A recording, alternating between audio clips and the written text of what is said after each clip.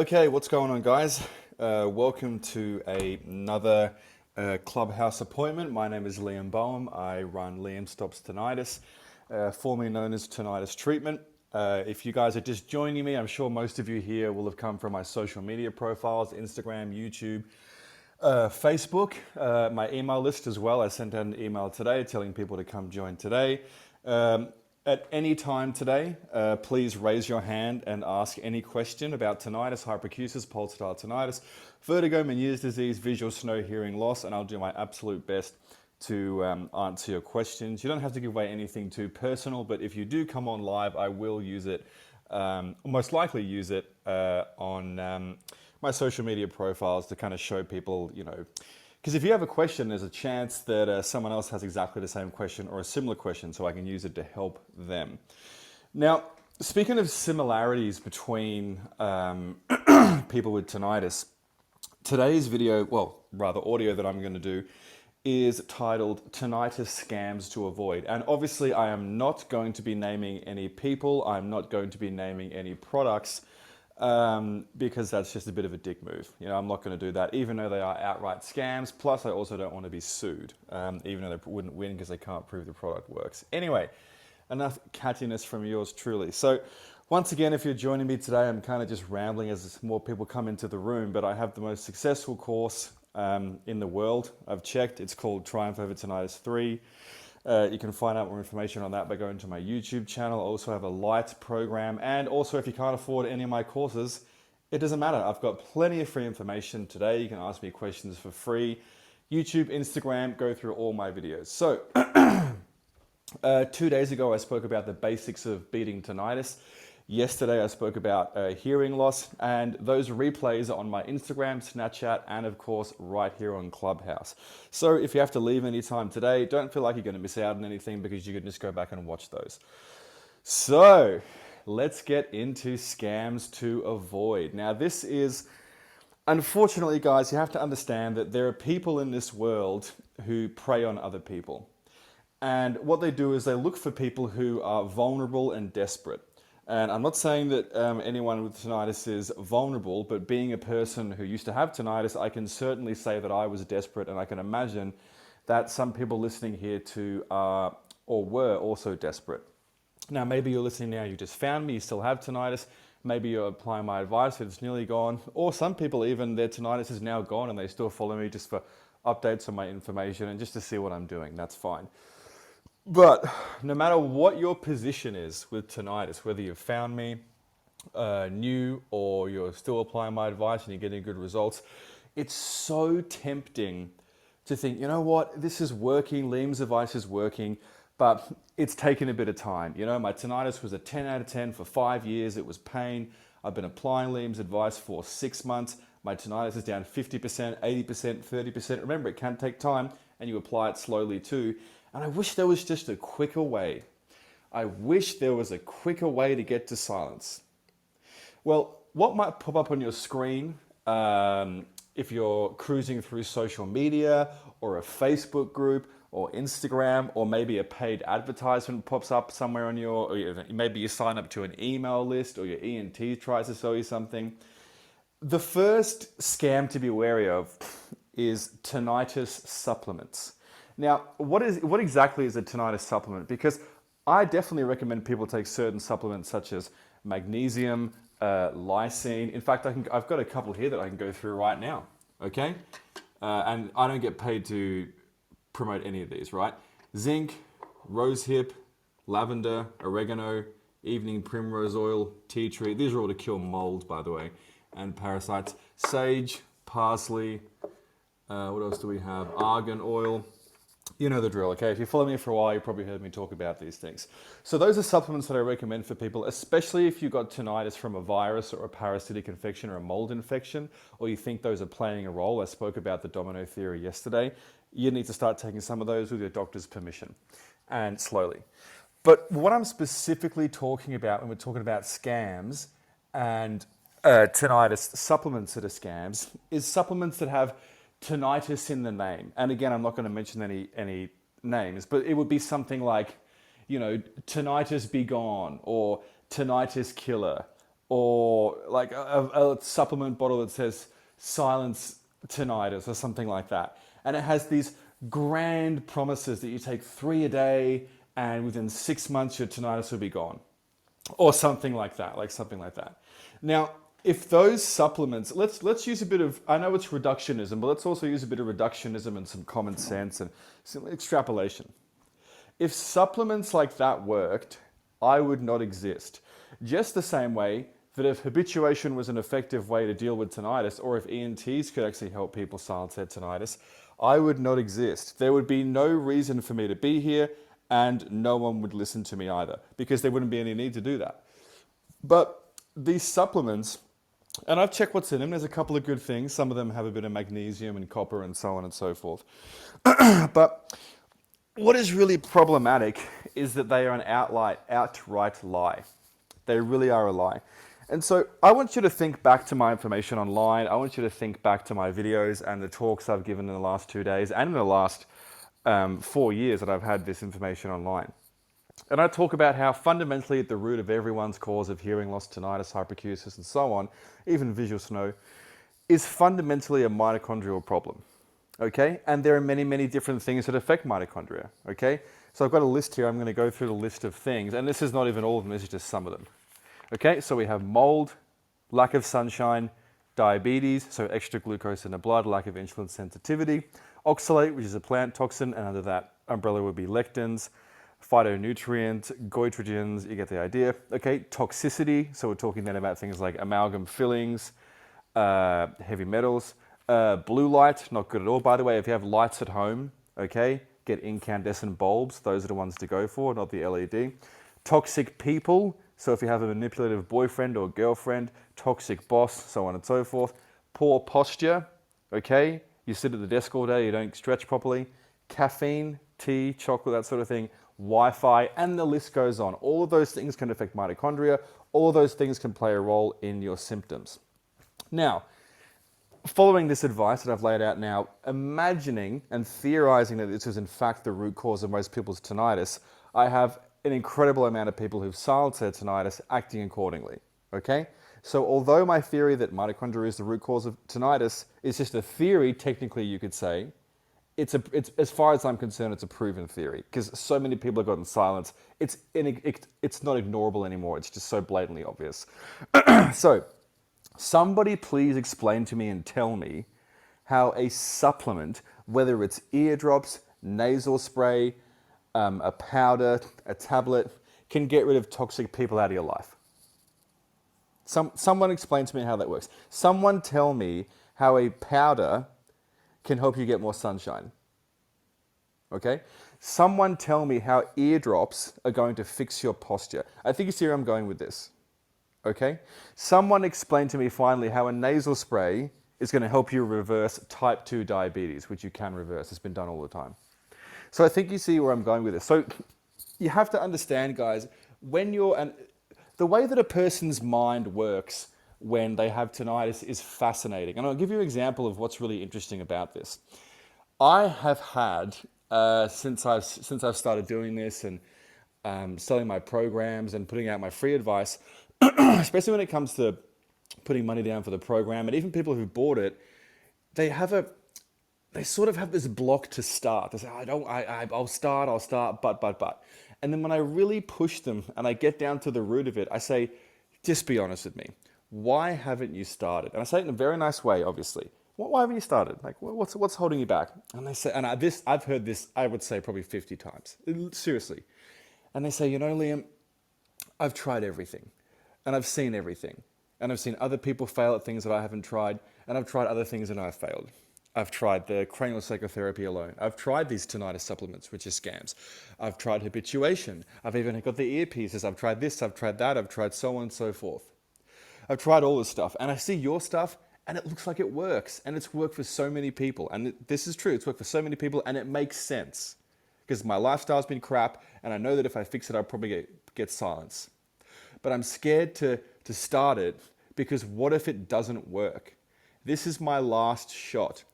And so I'm scared to start it, so I almost don't want to know. That's what people tell me, which And when people tell me that, and then they actually start, and then 6 months later they silence their tinnitus, they look back on this moment with me, and we talk about it, and we realize that, people would rather have tinnitus forever and have that little bit of hope that they can get silence rather than try my advice and have it not work, which to this date, I don't think I have a case of it not working. Okay, at least a significant reduction in tinnitus to the point where it's just not a problem at all.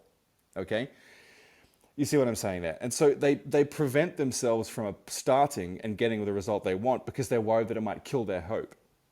And this hope is a very big factor for people. And it's this hope that pushes people to buy supplements that I think that they know don't work. Because if they did work, okay, then ENTs wouldn't be saying there's nothing you can do about tinnitus. You understand? If you could walk into in Australia, we have a thing called Chemist Warehouse. And I've seen these, there's all these different supplements you can get. Funnily enough, lycine's actually one of them. And ear sprays and the sort of tinnitus be gone branding just for tinnitus sort of thing and hearing loss and hyperacusis. And they're just bullshit. They're just absolutely ridiculous. They don't work. They don't do anything. They've never been proven to do anything. And if they did, I wouldn't be here. So those are the tinnitus supplements. Don't even bother. I had someone contact me today. I had somebody contact me today who's reduced their tinnitus by 80% in 3 months, following my advice, right? And they contacted me today and go, "Hey Liam, I just saw an ad for this.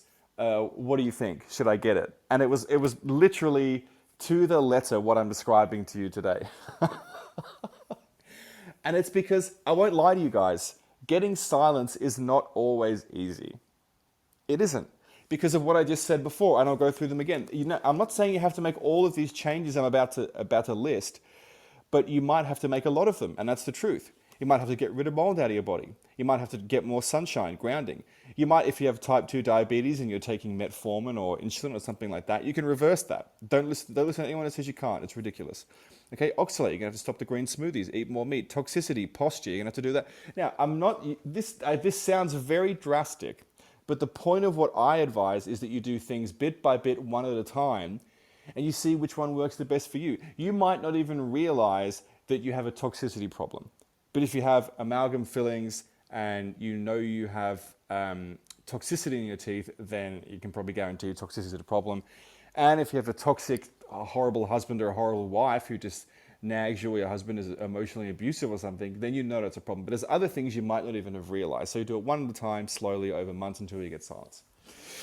So, a supplement's never going to fix that. Okay, so, by the way, guys, if you have any questions, as I said before, please raise your hand and I'll answer you live. Anything you want to know about anything.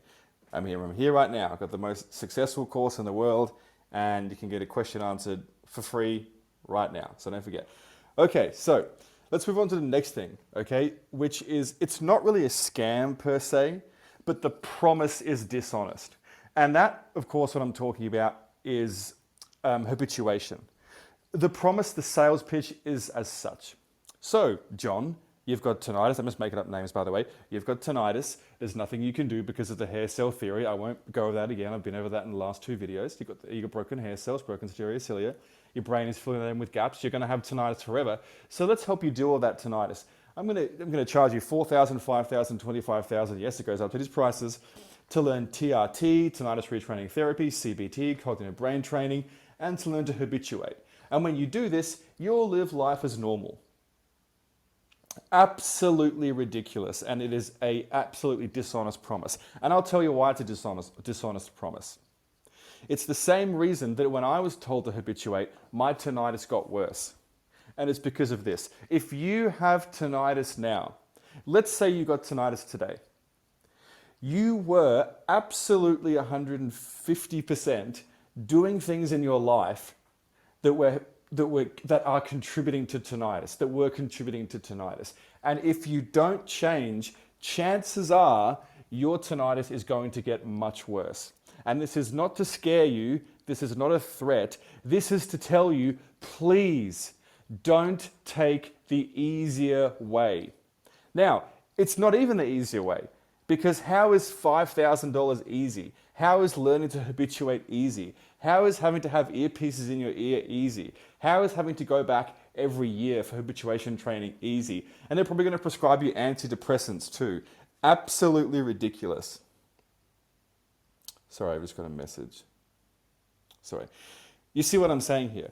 So it's not really a scam per se, because they're not saying they're going to eliminate tinnitus. Of course, I'm talking about audiologists and ENTs here. But the promise rather, that you're going to have a life as normal is an absolute fallacy. So don't fall for that. Now, there are a couple of other things, like people online who will tell you that you want to take as much vitamin C as possible. For the love of God, don't, like a random person on YouTube, don't do that. Excess vitamin C turns into oxalic acid and you give yourself renal failure, kidney failure. Other things like I did ayahuasca and then my tinnitus went away. I would really not advise doing that. I'm not against psychedelic intervention. In fact, there's some really interesting research coming out on that, not for tinnitus per se, but more things like PTSD. But you see what I'm saying, okay? So be careful of the scams. Some of them are actually scams and some of them are dishonest. But you have to ask yourself, these ENTs, most ENTs will know about the research back in the 50s that shows that tinnitus is fixable through lifestyle changes. If they don't tell you about that, and they instead push you towards spending thousands and thousands of dollars on habituation when they know it's probably not necessary, it kind of sounds like a scam, doesn't it? Okay, so avoid those things. Tinnitus is not for life. And when I say tinnitus, I also mean habituation, pulsatile tinnitus, vertigo, Meniere's disease, hearing loss, visual snow. Okay, well, guys, if nobody has a question, I'm going to leave that here. I'm going to leave it there. It's a very, very simple one. I just wanted to show you some reductionist thinking. Reductionist in science, not the best way, but in this term we're using critical thinking. I think someone has... One second. Here we go. I think someone wants to come on. Hello? Hello? Hey, Liam. Hey man. How you doing? Yeah, I'm good, man. Thanks. Yeah, I have a few questions. I just didn't want to interrupt you while you were No. talking about all the good stuff. That's fine, man. Go for it. Yeah, it's just about a little bit about fasting. Yeah. I'm doing a dry fast right now. Actually, it's feel great. Yep. I really feel good. I haven't done it before. It's I've been following you for a while, so I've done some of your stuff, but yeah, I think I'm at the point where I can start doing fasting. Yeah. So just before we get to the questions, what kind of the stuff have you been applying so far, and for how long, and how's it been going? Yeah, well, I've been part of your course for a while, for like a year, but yeah, life has been a bit crazy, so I've not been able to constantly apply everything. So it's gotten better when I've been consistent with it, and then it's of course gotten worse when I've just No, that's fine. But I'm eating pretty much just carnivore, intermittent fasting, like eating in between like 6 hours, 7 hours a day. Drinking just water. Just started eating like 2-3 weeks ago, eating liver every day. It's great. How are you going with that? How do you find the taste? It was a bit. It was hard in the beginning. I tried months back, but now I kind of figured out that like with bacon and sometimes with some broccoli, actually kind of you don't taste the liver. Yeah, because the broccoli is a pretty strong flavor, isn't it? Anyway, and so it kind of sets it up. Okay, nice, man. Yeah, so what are your questions? But I was just gonna do a short dry fast, but it kind of turned so easy, so I'm just gonna keep going. I think to do like it's gonna be like a 3 or 4 day. So I just want to ask you how should I exit the fast? Like should I eat or? Yeah, look, when you exit a fast, if it's a dry fast, are you doing a soft dry fast? Like, are you having showers and stuff, or hard? Yeah. Soft. You're having showers? Yeah, that's the way to do it. I was going to say, first of all, that's the way to do it. Look, I've had people do 6-day dry fast because they choose to, but they're not necessary. But if it's just a 3-4 day, then I would just break it with regular water. So not tap water, obviously, but just water like, Fiji water, Evian water, that sort of thing. Yeah. And in terms of what to eat, what I usually do and what most people do is they have scrambled eggs. Okay. So you first break it with water. Like I'll walk you through it. So when you break a fast 3-4 days, you slowly have water. So I'm talking, you wouldn't just like down a whole bunch of water at once. You would just have like a small bit of a glass, keep going, see how you feel. And then maybe 2 hours later, 4 hours later, then you eat something. And you can break it in the morning or nighttime. I haven't really found any issues with either, so you can choose to do that. But yeah, eat something. But I wouldn't. When you break it, if it's a 3-day dry fast, I probably wouldn't eat anything like red meat on that day. I'd probably wait until the day after. But it depends how you feel. All right, man. Yeah, Yeah, that's what I thought actually, but just yeah, figured I'd ask now you were going live today. yeah. No worries. Do you have time for another question, Yeah, or yeah, man. Keep them coming. just it's just about? I think you said yesterday in the stream that usually people experience that it goes between years, like from one year to the other. Yeah, The tinnitus. yeah, So I've never had that. yeah, It just not happen for some people, or I yeah. don't think I have. Look, some people it does happen to. They have that fluctuation. It goes up, down, all around, and for some people it just stays consistent. But so look, it's not something that has to happen in order to get silence. So I know I talk about, and I do say this. I say, it starts off, you get it as a ringing, and then as you start doing the right stuff, it turns into a hissing, and then it might change from ear to ear, and that's normally a sign that you're doing something right. And that is true. The thing is, it's not really a sign that you should be looking for, but it is a common occurrence that people experience when they are on the right track. Now, it's not to say that you won't ever experience it, and it's not to say that because you're not experiencing it that you're doing something wrong. That's not what it means at all. But you might experience it later, or you might just have the one tone in one ear or whatever you're experiencing now, and you might just get an experience for you until you get silence, that it just goes up, down, slowly reduces until you get silence. If that makes sense. Does that kind of answer the question? Yeah, definitely. I get spikes, and like after I started eating liver, I get some different stuff that's never like fluctuations that I haven't had before. So I think it's impacted in some way, and I'm gonna add in some fasting now. And I think it's What do you so you do get a bit of fluctuation after the liver? yeah, Like do yeah. you I had a really weird day. Like last Friday was it was spiking up and down all day. I've never had that in my right ear. no, That was so so weird. do you only have tinnitus in one ear, or just the right ear, or is it just the left ear, or It's both ears, it's but both? the right was way louder when I started the course. It's come down a bit, so they're kind of like at the same level now. Probably like I would say like at 4 or 5 most of the time. Okay, nice. Yeah, it could be the copper in a liver, and that's one of actually the main reasons I get people to eat the liver, is because it has a lot of B vitamins, but it also has copper, which is a mineral that's used in energy production and mitochondria. Do you cook when you cook your meat? You cook if you can. Look, not to do too many things all at once and sort of bombard you with a whole bunch of stuff, because this can come in down the line. But normally, when people have too much iron in their body, and it's something called lipofuscinitis, and then they start having a lot of copper, which liver is full of copper, they can experience spikes and fluctuations, and it's usually a sign that there is too much iron. So if you cook on a frying pan, which I'm sure you do, if you can go locally and without breaking the bank, go and find a brand or a product that has like a frying pan that has low iron or no iron in it that you can cook on, and give that a go and see how you go. And you can cook all your meat in that, just because when you do cook on an iron pan, it seeps into the food. Just as a test, I'd Okay. just be interested to see. Yeah, sure. Yeah, I'll look into that. Definitely. Yeah. Great, great, great, great. Nice. Okay. Any more questions or? No, no, that's all for me. Thank you Okay. very much, man. Thank you so No, much. dude, you are welcome. All right, man. Have a lovely day. You too. Okay. Bye. Bye bye. Okay. Okay. I think we have another person. Cool. Let's see if this will work. Yeah, guys. Anyone has any questions? You let me know. I'm trying to bring Tab in. I'm trying to bring Tab in at the moment. So Tab, if you're there, oh, maybe you took it down. No, that was me. I don't think it's working. So that'll be me. What's going on, Daniel?